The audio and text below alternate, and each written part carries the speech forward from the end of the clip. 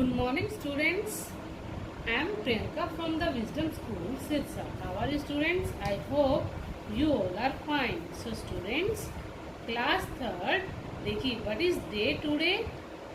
Today is Friday. And what is date today? 12th of June 2020. So, students, देखिए हमारा जो lesson ये हिंदी व्याकरण की बुक में नंबर 1 भाषा वाला जो लेसन है ये हमारा चल रहा है।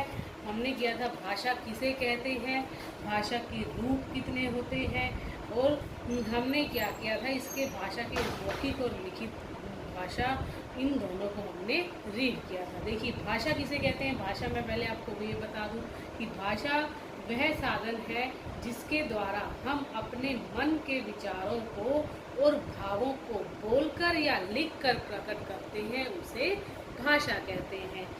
भाषा के दो रूप होते हैं, मौखिक जिसे बोलकर या पढ़कर समझते हैं, उसे जैसे सुनकर समझना उसे मौखिक कहते हैं। मौखिक भाषा कौन सी होती है? जो बच्चों हम बोलकर समझना और दूसरे की बात को सुनकर समझना वह मौखिक रूप कहलाता है। और लिखित रूप क्या कहलाता है? अपनी बात को लिखकर समझना और पढ़कर समझना वह लिखित भाषा कहलाता है। तो आइए स्टूडेंट्स, अब देखिए ये भी हमने क्या है, जो हिंदी हमारी राष्ट्रभाषा है यह हर साल 14 सितंबर को हिंदी दिवस के रूप में मनाते हैं। तो स्टूडेंट्स आज हम करेंगे लिपि। देखिए मौखिक ध्वनियों को लिखकर प्रकट करने की विधि को लिपि कहते हैं। मौखिक ध्वनियों को लिखकर प्रकट करने की विधि को क्या कहते हैं स्टूडेंट्स? लिपि कहते हैं। प्रत्येक भाषा को अलग अलग तरीके से लिखा जाता है। लिखने का यह ढंग लिपि कहलाता है। अब देखिए प्रत्येक भाषा को अलग अलग तरीके से लिखा जाता है और लिखने का यह ढंग जो है लिपि कहलाता है। अब देखिए कौन सी भाषा है और कौन सी भाषा और उसकी लिपि क्या है। अब देखिए हिंदी भाषा है, हिंदी भाषा की लिपि क्या है स्टूडेंट्स? देवनागरी है। संस्कृत की लिपि क्या है? देवनागरी है। पंजाबी की लिपि क्या है? गुरमुखी है। अंग्रेजी की रोमन है। उर्दू की फारसी है। तो स्टूडेंट्स ये हमारी भाषाएं हैं और भाषाओं की ये लिपि दी हुई है। ठीक है स्टूडेंट्स।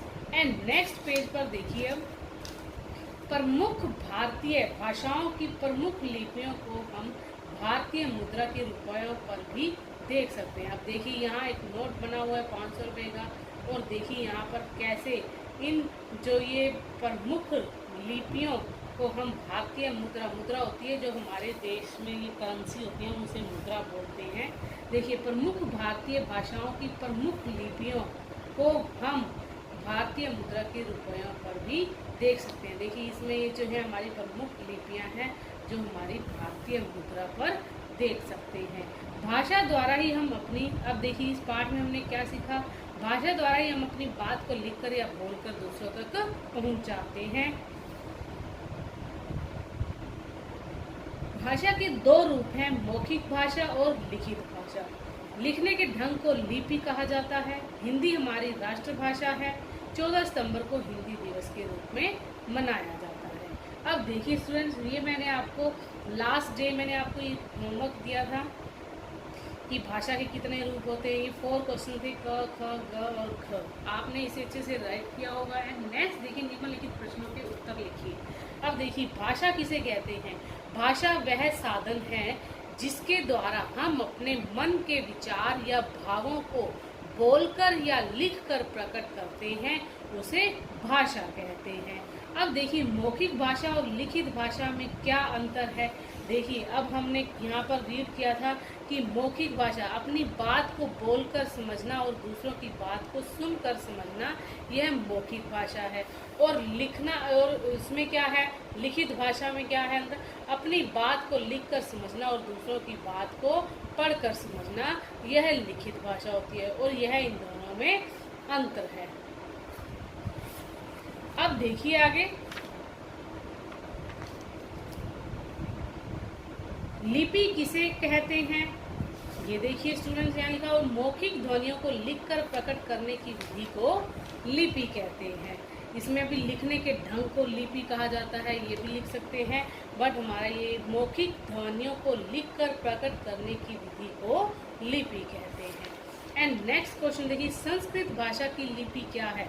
संस्कृत भाषा की लिपि जो है वो देवनागरी है स्टूडेंट्स। यहाँ हम देवनागरी राइट करेंगे। अब देखिए नीचे दिए गए वाक्यों में सही वाक्य के सामने सही तथा गलत वाक्य के सामने गलत का निशान चिन्ह लगाइए। विश्व में अनेक भाषाएं बोली जाती हैं, सही है या गलत? सही है स्टूडेंट्स। एंड नेक्स्ट ख, इशारों में बातें करना सांकेतिक भाषा है।